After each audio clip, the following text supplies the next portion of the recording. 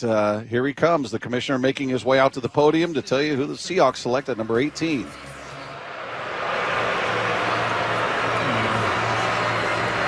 With the 18th pick in the 2025 NFL Draft, the Seattle Seahawks select Gray Zabel, guard, North Dakota State. There's your guy. Yes, dog! Yes!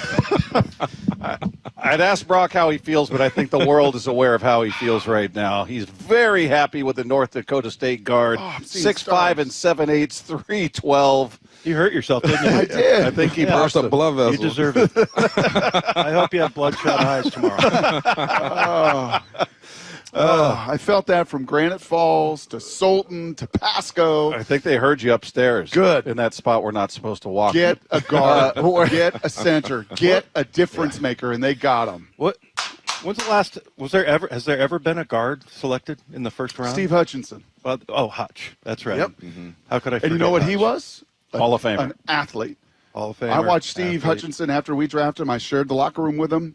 First day we ran hundreds. I'm like, oh, that guy's different than the rest of them. Yeah. And you know what? When this guy is going to run, he's going to look different than Laumea and Bradford and Haynes. I like those guys. And one of the three may be the other guard. But this guy is your starting guard.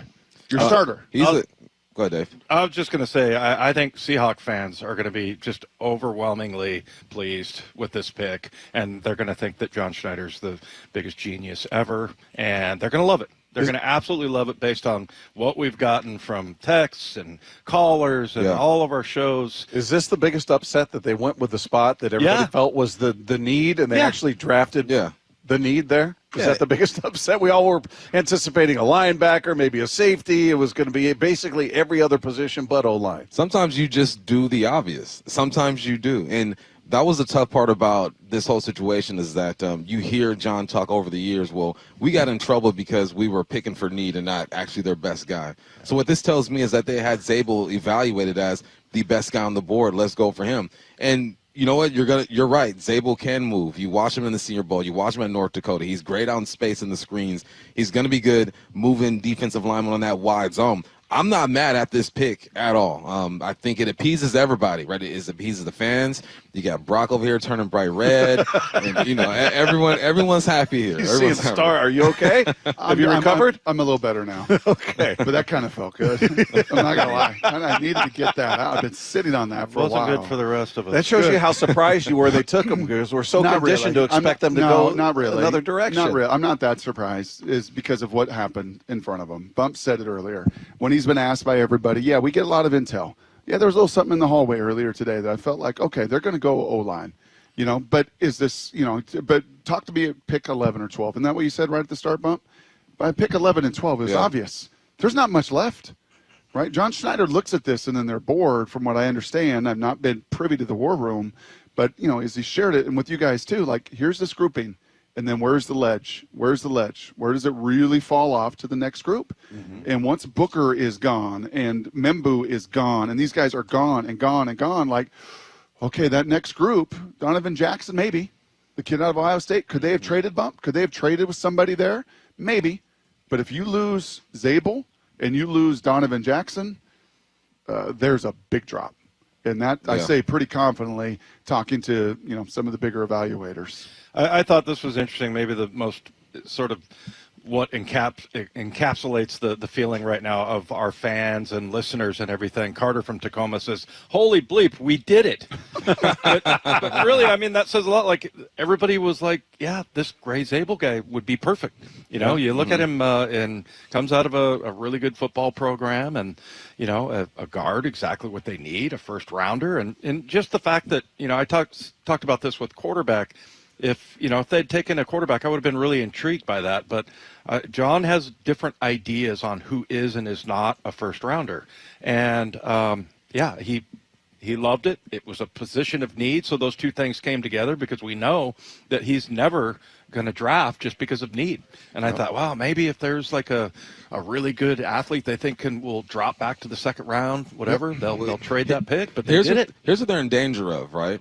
Because you can look at Zabel, and we evaluate him, and I think that I had him as a first-round grade. I believe you did, too, and you did, Dave.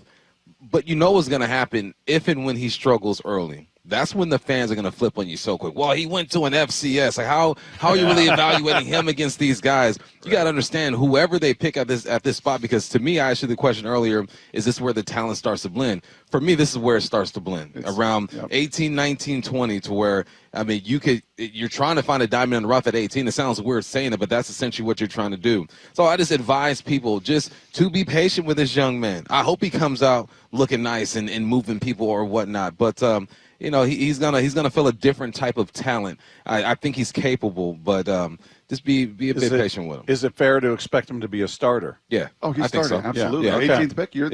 You're penciled in like Steve Hutchinson was. I think he was picked. You may have to check this. I think he was picked right around here, 17, 18 as well. Yeah. Holmgren didn't want to do it. They had to tell him, like, hey, man, no, this dude's different.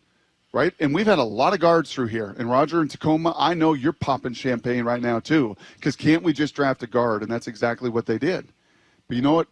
Almost all of these guards never had this level of athleticism. And Dave, you played against this scheme, right? You knocked your head against this scheme. You watched this scheme in Denver. This scheme is a scheme of movement and athleticism, and they got one of the better movers at guard in all this draft. Well, and when you get moved sideways, it's really hard to redirect your momentum and get downhill. And so, yeah, I think that's going to be interesting. This guy we talked about, I think you talked about it, Bump. The kid from Alabama was more like power, but this guy is more about speed and movement. It's perfect. What did you jump, Dave? What did you jump, Bump? I think it was like a 36. Yeah. This guy's, I don't know, 37. Yeah. Too long ago. 37. They measured in centimeters back one day. With the 35th pick in the 2025 NFL Draft, the Seattle Seahawks select Nick Emmanwori, DB, South Carolina. So there you go. Nick Emmanwori out of South Carolina, 6'3" and 220 pounds. He's a playmaker. He's got height, weight, and speed, and they compare him to Kyle Duggar. This was if Zabel was off the board, I was hoping they would grab this young man at 18. Yeah, at 18. But the fact that they were able to trade or they were willing to trade up for him, just lets you know exactly how special he is. He is a guy. He had 4 interceptions, 2 for a touchdown this year. When the ball's in his hands, he's trying to go get it. And you want to compare him to Cam Chancellor. Okay, you always got to make those comps. There's nothing like a Cam Chancellor, but he can be a Chem Counselor or something like that. Like, this dude has field awareness. He goes and gets the football. You need this in the back end. So now you got J Love. You have Kobe Bryant back there. You got Emmanwori as well, a guy who I feel like you can play in the box a bit more than Kobe and J Love. I like what's happening in the secondary. You still got to go get a DB, I believe, but I think this allows Mike McDonald to call the type of game that he wants to call. What do you think, Dave? Yeah, I mean, I think I talked earlier about how, they're bringing more defensive backs. The middle of the defense is really important, and safety is part of that. And that's why I brought up the whole inside linebacker thing. I don't think they need any help at defensive tackle, but, and kind of light there. And it'll be kind of interesting to see, of Kobe Bryant and how they use him, because I really like Kobe. I think he's a great player, so I don't think we talk about him enough. Right. But, yeah, I mean, with kind of the disappearing inside linebackers and some of these schemes. But, those are the players that always stood out to me in Mike McDonald's defense in Baltimore was the safeties, the inside backers, and the D tackles. Yeah, I mean, he's a dude that can run and tackle. They, in the replays here, they showed him in coverage. He was in the flat, he was in the deep coverage, and then he played in the box around the line of scrimmage and made a tackle in the backfield. So he's a kind of a Swiss Army knife kind of a dude that way that can do all the things that the defensive back needs to do: cover, tackle, and make a play on the ball. 2025 NFL Draft, the Seattle Seahawks select Elijah Arroyo, tight end, Miami. Tight end out of Miami. Ooh, I like this one, fellas. You like that pick? Oh, yeah, I like it. Now, people can tell you stuff for the next week because it wasn't a live. They can tell me whatever they want, and I'll be completely fine with this. So the Seahawks go tight end. We were just talking about how tight ends have not been a big producer historically speaking with the Seahawks. They had A.J. Barner last year as a rookie, and they go tight end again. So this tells me that someone in that room might not be back next year, and you can assume all you want to.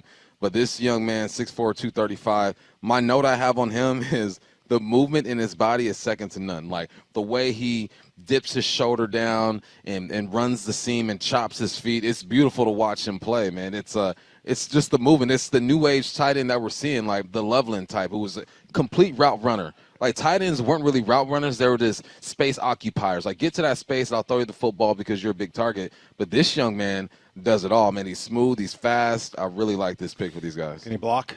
He can block a little bit. Yeah. He can block a little bit. The only negative they had on his little breakdown where they gave his attributes, it said durability issues.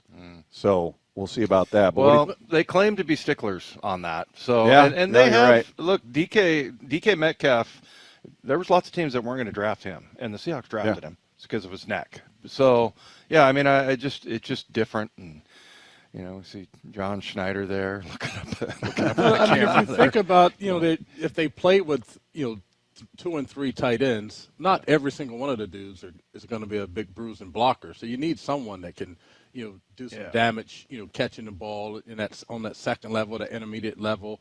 He looks like he can get out wide and take advantage of some mismatches with his size and things. He looks fast enough. So you got to have a few, at least one dude in there that can do that type of stuff. So who do you think may not be back because they're making Brady Russell a fullback? Man, you gonna make me the GM right now? Yeah, so that GM? leaves you Noah Fant, no. AJ Barner, and Look, I don't call for no man's job. That's not what I like to do. Who does he resemble, and you make your assumption off of that? well, they put it on the screen. Noah Oh, Fant. they did? Yeah, Oh, okay, I didn't see that. they said Noah Fant was the comp. I'm just saying, you bring in when they started bringing in 5'11", 195 slots, I knew my time was probably going to be short unless I beat that guy out. They bring in a guy that has your profile, you're in direct competition with him. So I'm not saying he's out, but they brought in a tight end that plays the game that you play. Did they redo his contract, Noah Fant? Because he was a guy we were looking at contracts when they were over the cap. We were looking at the likely, restructures based on their cap hit, and he was one of them. And I can't remember if he was somebody. I can't remember if they did or not. I have to look at that because he was one that was like in the top 5 or 7 contracts on the roster. Where you're going, okay, well that based on production, that doesn't make a ton of sense. Yeah, because he signed a 2-year, $21 million deal, I think. So, and he's in the second year of that. Is that right? I think I have to go back and look at what they did, but you could be right. I mean, I don't know if they're going to carry 3 tight ends. Right. It says $13 million is his cap hit this year. So that seems a bit. You also got to have a vet in here too, though, right? There's Noah Fant, AJ Barner, and Eric Sobert, who I don't know much about on the roster right now. So he's going to be the one that we don't hear from anymore. Yeah, who knows? I don't call for no one's job. Well, you got to manage the cap, manage your roster. So there's the unfortunate, but interesting. They go with a tight end, as we were just having that big conversation about their history with tight ends, and we'll see how they're utilized. When you look at Barner, is he more of a blocker as you see it, Dave? Yeah. Yeah, I think he's a good blocker. I said I think he's as good of a blocker as he is a pass catcher. He's very well-rounded. He had a block in the last game that was just so, and I see him like he's very conscientious, like on the backside.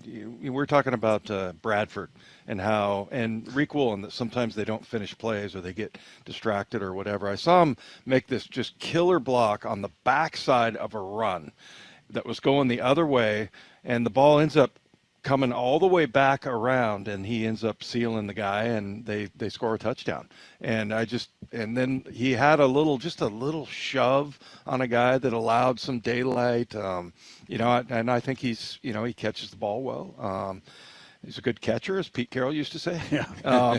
But yeah, I mean, I like him. He had a really good rookie year, and I think he's a good kid. I think he's maybe he'll be that guy we're talking about 20 years from now, Bob, when we're doing our radio show. Yeah, we'll go, that's remember right. we didn't have a tight end, and now here's AJ Barner. But no, crazy. I'll be 45 years old now. Yeah, that's nuts. By the way, just looking at that, just the cap hits for the Seahawks as it sits right now, Noah Fant represents the second biggest cap hit on this team. Yeah, even Sam Darnold has a slightly smaller cap hit. Leonard Williams, little over 15 million. Noah Fant at number 2 at 13.4. So I don't know. It'll be interesting to see. He looked like a likely candidate for a restructure. They didn't do anything, so not sure if this move is in connection to that, but we'll find out. The latest pick, the Titans go with an edge rusher, Oluwafemi Oladejo. Is that how you say that? That's pretty That's a good good shot Bob. at it. I'm going with Like that. that? I like I'm that. rolling with you. We'll go with that until somebody corrects me, right? Somebody texts in and goes, "You idiot! That's not even close." They're good for that. But yeah, another. They're eager. They are eager to correct you if you misspeak. My God. But so there you go. As we continue to take you through the second and third round. No way. Jalen Milroe to the Seattle Seahawks. Wow. With pick number Let's go. 92. How about that? Let's go. Hey. So we felt like they might take a quarterback with one of these picks. I thought it might be later, but Jalen Milroe is now a member of your Seattle Seahawks. And I told you, Stacy. Stacy Ross. I told you. Seahawks fans, they're showing in the audience out there, all seem very pleasantly surprised. 6'1" and 7/8", 217 pounds, strong, sturdy frame, Dave, elite speed, inconsistent passer. Yeah, That's my breakdown. I like his. I like that. That's good. It's well thought through. You did a lot of study, Bob. Yeah. Good job. The Good. film pays off. Hey, I mean, you look at some of the throws that he makes. I mean, it's not like he can't throw the ball, but it's I think really interesting that they would maybe be able to develop him. I just love a running quarterback, man. And maybe they put him as because I don't know if they used him that much last year, Taysom Hill. But, I mean, I know that in that offense they used to have packages for him that, he can get in there and then he can throw the ball. And, I feel like he's a better passer than Taysom Hill. And then, you got all kinds of threats. I just think as a defense, it's a nightmare. It really is. I mean, I bring up every once in a while that it's hard to know how to tackle these guys when they're on the run. But it's more than anything, it's like you're dropping back into zone or God forbid you're in man-to-man and your back is to the quarterback and you're running downfield and all of a sudden you hear the crowd start cheering and that guy's taking off running. And it's hard. It's difficult. So that's really interesting. Well, and it's, we talked about the quarterback room before, and right now it seems kind of crowded. You got 4 guys there, but you don't have any real commitments. I mean, the Sam Darnold deal, again, can be a 1-year deal if they want to get out of it. If things don't go well, it's a 3-year deal at max. Sam Howell's in the final year of his deal. You just signed Drew Lock to a 2-year, $5 million total deal. So in football dollars, that's peanuts. And then you've got the fourth guy, Jalen Hill. Is that it? Jaron Hall. Jalen Hill, Jaron Hall. See, you were just off by a vowel. Yeah, but those are your 4 quarterbacks, and now you got Jalen Milroe. The thing I like about this is kind of a classic John Schneider move here. Right, where you don't think it's like, look, Spoon. I mean, I know there were lots of people that thought Devin Witherspoon was going to be in the top 10, no question, but they didn't really need it at that time. Right. They had Michael Jackson and Trey Brown, and they had, Reek was coming off of a good year, right? Was that after his rookie year? And so, yeah, I mean, there was plenty of corners, and they took the best player. They clearly thought Milroe was the best player in the draft. Well, the cool thing about having him, I don't know if you can become a consistent passer. It's like one of those things I feel like you either have it or you don't have it. I don't know. But the other cool thing about him is that if you do run those packages like Taysom Hill, this dude is a home run hitter. Like, he's faster than that guy. And people are saying coming into the draft that he's a better runner of the football than Lamar Jackson was, which is saying a lot. Wow. You know what I'm saying? And so it's kind of it's kind of an out there kind of a thing, but he's highly thought of as a dual threat kind of quarterback. That's a lot to put on him with that one. I mean, but that's what they were saying. Like the whole Shedeur Sanders thing too. You know what I'm saying? They were saying this about him. That's a little obnoxious, isn't it? Yeah, it is. Trying to throw that on him, with because L-Jack is unbelievable. Yeah, unbelievable. But I mean, what I was saying is, like, can a guy, and maybe I'm asking Bumpus because he coaches like you and I didn't coach, Dave, but you're the skilled dude, little guy. But everyone's little to you, right? As he's developing a package like that, can he also improve the consistency in the passing? Like, is that something you can improve? Well, let's talk about who he is, right? Yeah. He's the most athletic quarterback in this draft for sure. He has one of the strongest arms in this draft. He's shown at times, like, I can make the throw from one hash to the corner. I can hit my receiver going across the middle. But like you guys said, it's the consistency. If he were to enter the draft last year, he's probably going to be a first or second round draft pick. This year he has 20 rushing touchdowns, so he showed that he can use his legs a little bit. And I try to put him into the Kubiak offense, right? And I try to put him in today's NFL. Right. What do you hear about all the time on offense? RPO, RPO, RPO, right? You run pass option. You always give your quarterback an opportunity to be right. A guy like this does that. Also, what does this tell us about the quarterback room? Like we talked about, they're looking at Sam and saying, you still got to prove yourself, dog. You got 1 year showing us you can do it, okay? So what we're going to do is we're going to bring in a back-end quarterback who we trust. We've seen him work here in Seattle before. If things go wrong, boom, you're in there. But we also want to bring along a guy that we can develop for 2 to 3 years because physically he has it. I've seen him throw the touch ball. I've seen him throw the deep ball. We know that he ran a 4.38.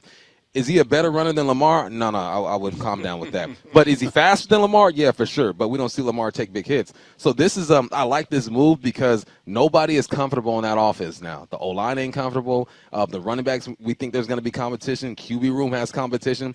I like this move, man. I think it says a lot about the competition that McDonald wants to create here at VMAC.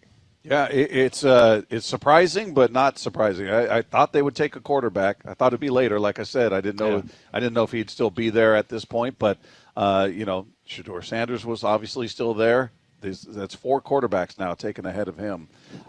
So we'll see where he lands. But a bit of a surprise, a pleasant surprise.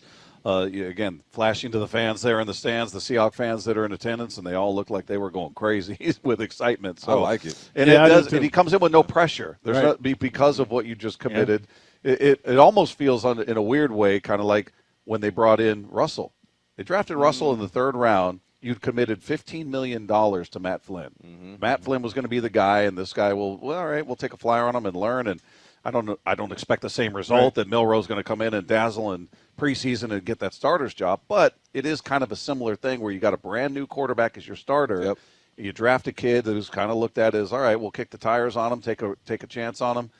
Saw how it worked out with Russell. This is kind of similar in the same setting, same team. That's funny. One-hit wonder gets paid. Matt Flynn, Sam Darnold, but we're still going to draft a QB just in case we got to break this glass and put him in there. Well, I mean, look, we talked about this the other day that it's the most important position. You should be trying to take as many bites at the apple as you can, trying to find the right guy. And we talked about this yesterday, Bump. That how many teams have that guy?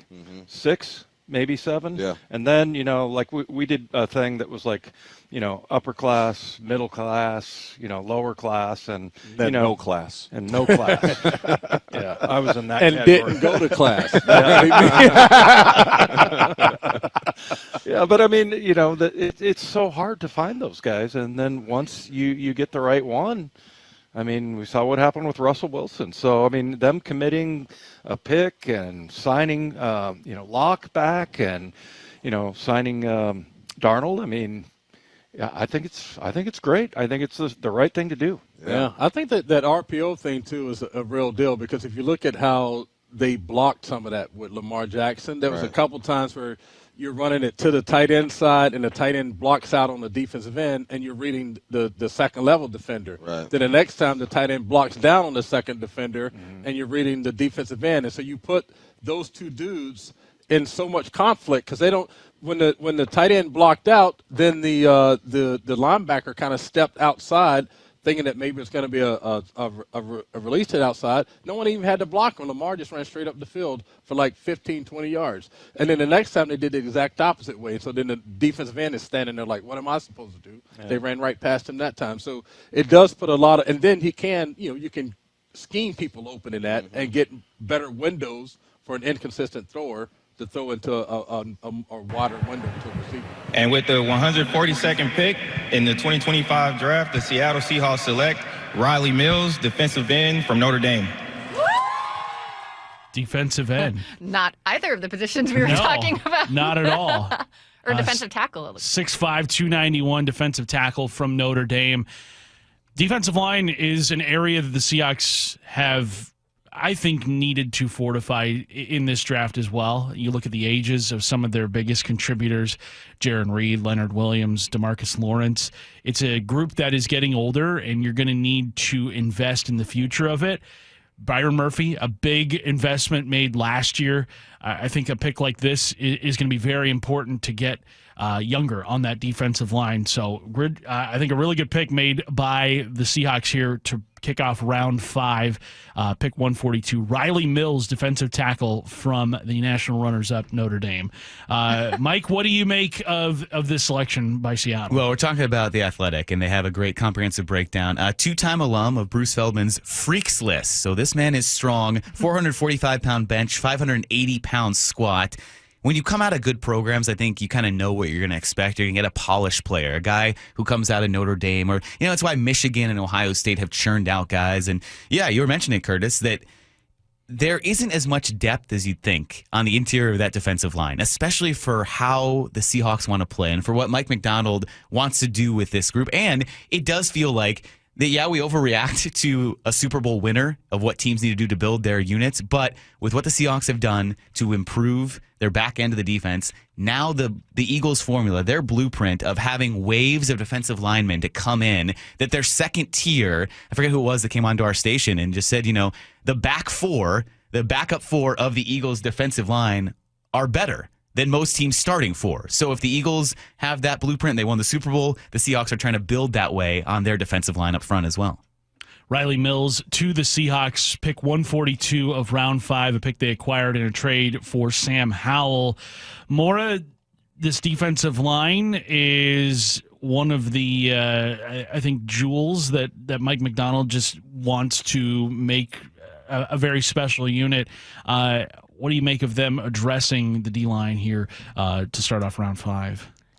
I like it. I think that we can look to the Eagles as a model for a team that one of the things that has gotten them where they are is that they're always adding in the trenches. There's never enough. I think you definitely need that depth. And I think Byron Murphy will hopefully take a huge step this year. It's a position that has a bit of a learning curve compared to some others. And so just adding some depth there that they can rotate in, I like. And I mean, hearing that he's a physical freak guy doesn't hurt. I'm looking at Lance Zierlein's write-up of him, and he says he lacks explosive, twitchy movements as a rusher, but makes good use of heavy hands to carve open edges and get into the pocket. So it sounds like he's just a hard worker. Efficient with his hands. And by the way, while we were breaking down Rylie Mills, the Seahawks have traded out of pick 144 with Cleveland. We'll get the details on that trade when we return. Seahawks just taking Rylie Mills out of Notre Dame. The 166th pick in the 2025 NFL Draft, the Seahawks select wide receiver Tory Horton out of Colorado State.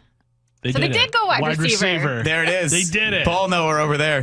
Also, he had been one of those guys that when we started the 5th round, one of the best available. And, yeah, you're getting down to the wire with these good receivers. But, yeah, Colorado State, a pick there that's going to be very big for the Seahawks team to replenish that youth on the wide receiving core. So the Athletic had Tory Horton rated as a 3rd to 4th round grade. So potential steal here in round 5. He was their 13th wide receiver ranked overall between Kyle Williams of Washington State and Savion Williams of TCU. So Horton, a guy not taken where I think a lot of people maybe had expected him to. A little bit of a slide here, but he did miss the second half of 2024 with a knee injury. Yeah, and had a growing injury too in that 2024 season. Is he, Dave Wyman? But a lot of injuries. No. Look, you found a wide receiver. Yep. That's somebody that's a position that we've been talking about a lot here over the last couple of hours. But I like the position. I think it addresses a really big need on this team. What do we make of a wide receiver here going round 5? I'm interested to see how he's used because we know they're going to use tight ends a little bit more moving forward. And it sounds like with everything that they mentioned yesterday, McDonald and Schneider, after day 2 concluded, they really like Elijah Arroyo. So you have Arroyo as a pass-catching option. You have A.J. Barner. We've started to speculate what this means for Noah Fant as a receiving option. And you do have a guy that at least is a receiver under control for a number of years because, sure, you brought in some receivers, but it's MVS on a 1-year deal. It's Cooper Kupp on a deal that you can, kind of get out of a little bit as well. So here is your youth. Here's your guy that you can bring in as that secondary complement to JSN. And now maybe this is the start of that receiving core, JSN, Tory Horton, and then those key pieces around them in MVS and Cooper Kupp. But the more pressure you can take off of like a Cooper Kupp to be the main pass receiving threat outside of JSN, the better for the Seahawks offense. And Sam Darnold, who we know last year with the Vikings, really thrived with an abundance of weapons. Yeah, and I like that at 6'2.5", you're getting a little bit of height there. Not the biggest guy, but he's not small either. And I'm looking at Lance Zierlein's write-up on him. He says, instinctive route runner with a feel for burst and timing and rarely drops what's thrown his way. Like to hear that he has nice hands and also that he was a 2-time captain. I think there's been a lot of turnover, obviously, in this receiver room this offseason. And you get some veteran help there with Cooper Kupp, but it's nice to bring in a guy that seems like he's got some leadership qualities. One aspect of his game that the Seahawks haven't had a lot of dudes in is punt return.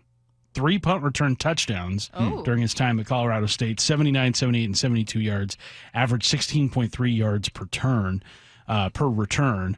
That is an area of the game that the Seahawks have not had really a difference maker in a long time. I remember Godwin Igwebuike had that like half season while he was here where he was I was so mad where they didn't keep him either. Oh, I know. He was one of my one of my XFL Seattle That's Dragons right. guys. I loved him. He was a good dude. And he had some explosive plays for the Steelers after that too. I don't know why, because he would have been cheap. I'm not sure why they didn't value that. I think he ended up retiring recently. But look, if you can find somebody that can make a difference in the kick return game, that's going to be an area that I think we kind of overlook a little bit. I know Michael Bumpus has always been pounding the table for the Seahawks to get a good kick returner because that was a role that Bump played during his time in the NFL. But I think that is something that I think we should be really especially interested in. Especially with the rule changes this year where they think they've made it so that you're going to be able to return those a little bit more than what we've been seeing. It is dynamic, according to the NFL. It's going to be a dynamic kickoff. It has been for a few years. But yeah, you're right. I mean, just a quick glance of the Seahawks roster, they don't really have a kick returner or a punt returner. No Laviska Shenault anymore. We saw DJ Dallas have what? Didn't he have a kick return touchdown last year for wherever he is for the now? Cardinals, for the Cardinals. Thank you. Yeah. So they've had guys, Travis Homer, right? He had that role for a little bit. They've had guys that have now gone elsewhere, but this could be key. Good eye there, guys. I think, this is an important pick there for Tory Horton because you don't have a kick returning or pass or punt returning or kick returning option. No more Tyler Lockett who would go back there at times, and you don't really want JSN back there, I don't think. So, this could be an interesting pick there, and his role will certainly evolve in multifaceted ways for the Seahawks. Horton grew up a multi-sport athlete, and he played just about every sport available to him. Baseball was reportedly his first love. Basketball, his dad's favorite sport. Football and soccer. So they love those multi-sport athletes. And I think that is something that it should be emphasized too with all these draft picks. Like, you are going to get a much more well-rounded athletic experience as a high school or as a youth if you're in multiple disciplines, not just strictly football, not just strictly whatever sport it is. So I really like that the Seahawks continue. That was one of the Pete Carroll philosophies. He really loved guys that played multiple sports, and so good to see Tory Horton. I know Gray Zabel was a very accomplished pitcher. I think he touched like through low 90s. Low 90s playing in North Dakota. So good to see that. Well, it's something I think continues. that's harder and harder to find nowadays because so many of these guys are told that they need to specialize and join these like 7-on-7 groups that take up so much of your time. I think it's more difficult to be a multi-sport athlete nowadays. It does feel like this was kind of the combination of best available versus need kind of coalescing again. And it's not an either or. I think people get that confused. We've heard from John Schneider, there is a range where this grouping of players is among their best available. It's not like it comes down to 18 or 166 here, and it's like, okay, it's this guy or a guy 3 or 4 spots lower, and we're taking the guy that's literally above him. It's all right, we're going to feel comfortable taking any of these players within this grouping of 6 to 7. And so here, where, they could have used some other positions, but also a receiver, based on what we're watching on NFL Network, what we've read on any of these projection websites, that Tory Horton, probably one of the best remaining players out there right now, worked out well for the Seahawks, and it feels like they've kind of picked the best available at each position that they also need as they get further and further. Where safety wasn't the most pressing need, you could still improve on it. They clearly got the best available, trading up for Emmanwori. Guard and Gray Zabel being good kind of came together right there. And then tight end, maybe not the biggest need, but a need, and then certainly a good talent there in Arroyo. So it's all kind of coming together with a pretty good draft so far. Now I'm curious about where they go, because there are the holes. There are feel a little uneasy about the lack of depth on the O-line. Could use another cornerback as well, but this is why they have the picks. And what do they have still? They have 175, 192, and then 3 in the 7th round. So going to be a lot of players still continuing to be Seahawks as we wind our coverage all the way to the end, guys. We're going all the way to the end. Well, not us. Sean Wally's coming in to take you towards the end here at 2 o'clock. But, yeah, I mean, it's going to be a very intriguing draft. And when the Seahawks have had big classes recently, like 2023 or 2022, they really overall have had pretty solid drafts. So it seems like this one's shaping up to be like that. I think you had a really good point there about how this feels like a solid marriage between needs and best available. And I think the volume probably does have something to do with that. You maybe feel a little bit forced to nail it and get it right, and like we have to take the best available and don't mess this up when you have fewer picks. But yeah, I think this draft feels like they are addressing needs, but they're not going best available to the point where it's like, why did you do that? That isn't something that fits here.